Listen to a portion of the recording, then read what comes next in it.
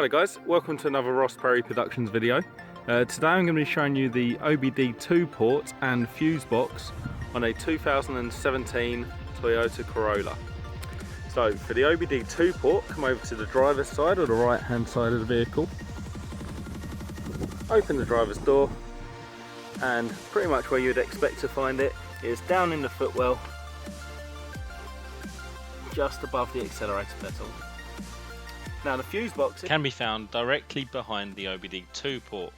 There are two fuse boxes. You've got the interior one which looks like this, and the engine bay fuse box which is actually under the bonnet.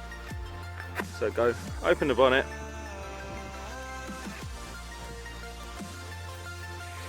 get the lever that's just to the right hand side of the badge, bonnet up. So you're just going to put that stay there in that hole. Do that. That's secured the bonnet, and the fuse box is actually found over the right hand side of the vehicle.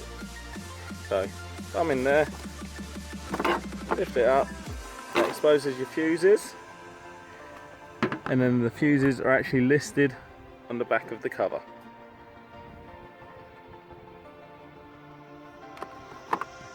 Thanks very much for watching.